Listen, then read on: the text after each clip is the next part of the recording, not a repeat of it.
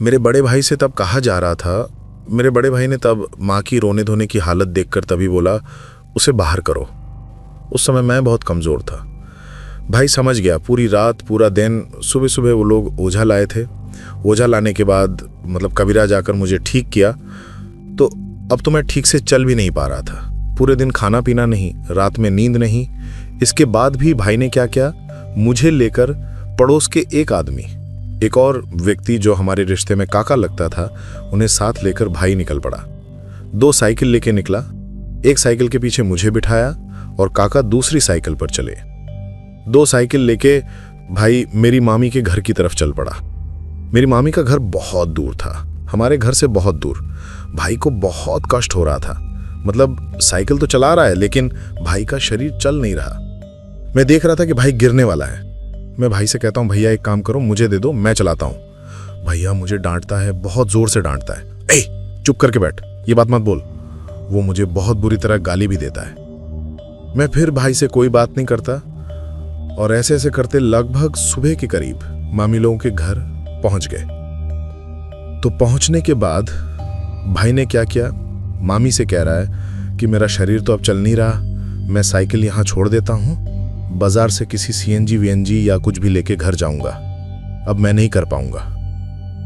फिर सुबह सुबह दोनों साइकिल मामी के घर छोड़कर भाई और वो काका दोनों चले गए।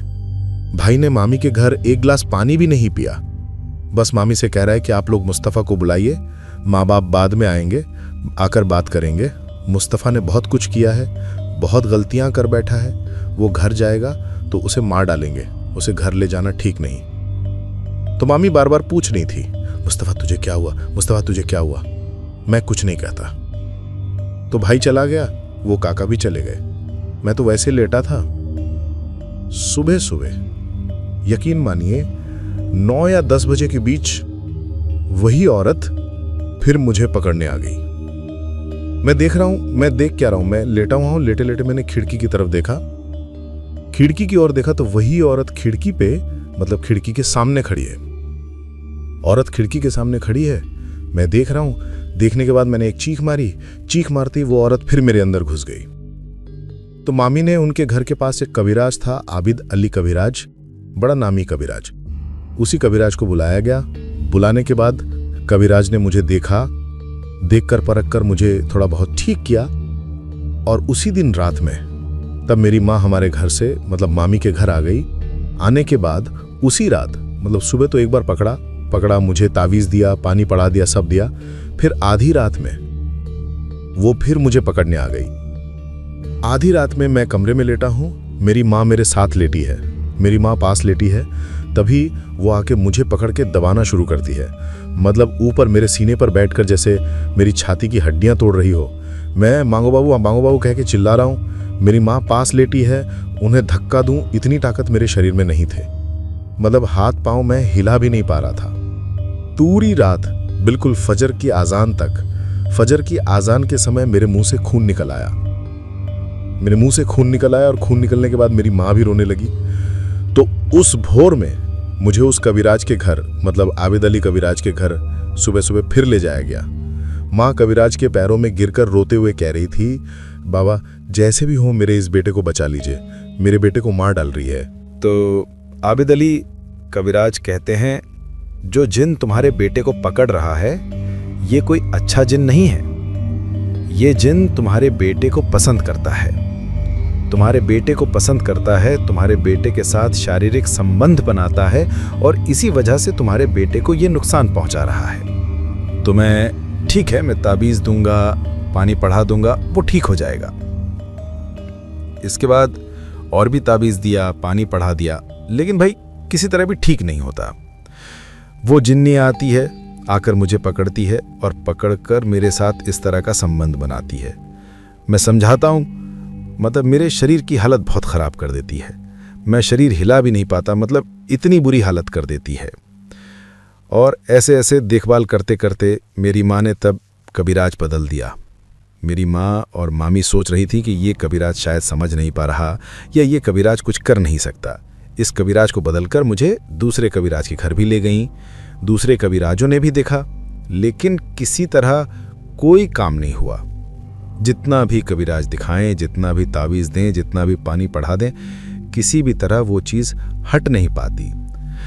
वो एक बुरा जिन है और ये एक दुष्ट जिन है।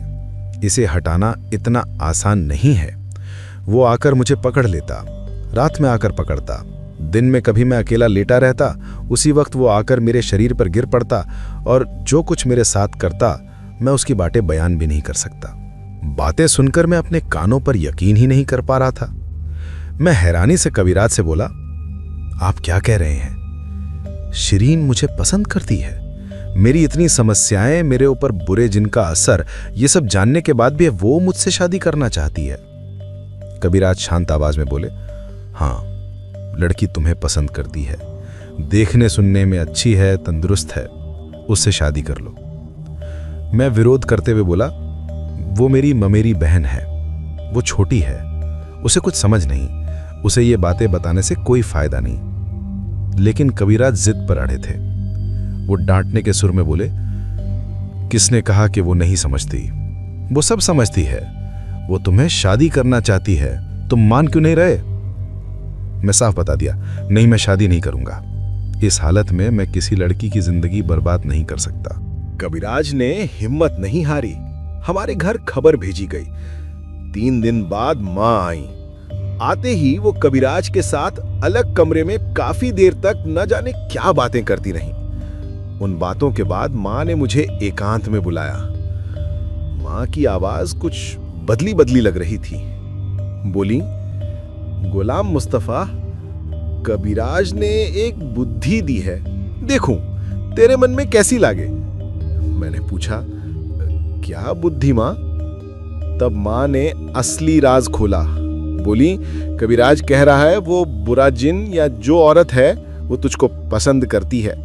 अब अगर तू किसी और से शादी कर ले, अगर किसी और औरत का स्नेह तेरी तरफ हो, तो वो बुरा जिन तेरे ऊपर से नजर हटा लेगा। कुछ दिन बाद वो तुझे परेशान नहीं करेगा। मैं हैरान होकर बोला, मां, मैं तो अभी कबीराज के घर ही हूं, यहां तो वो मुझे कोई नुकसान नहीं कर रही।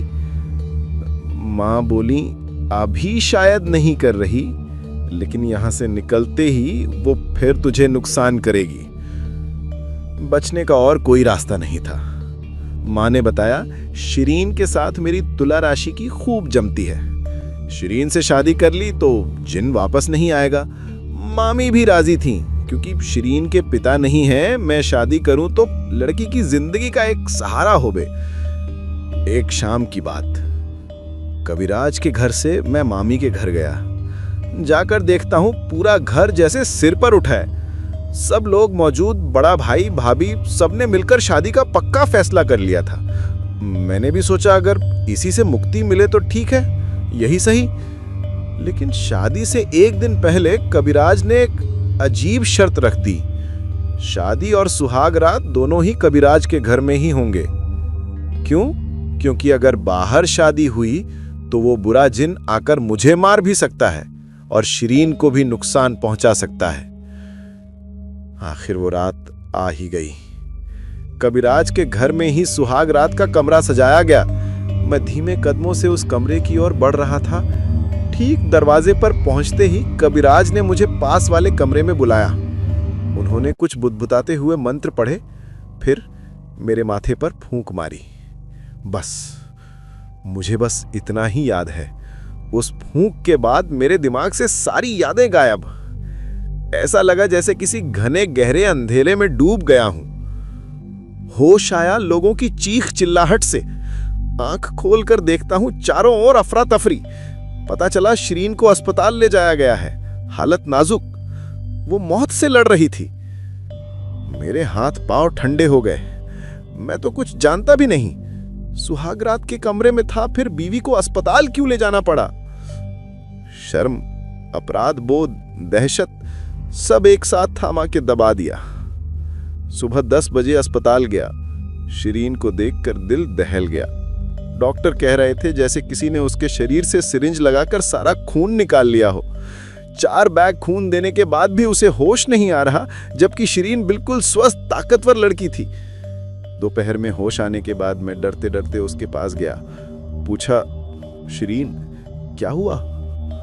वो घृणा से मुंह फेर ली, कमजोर आवाज में बोली, आप इंसान है या दरिंदा?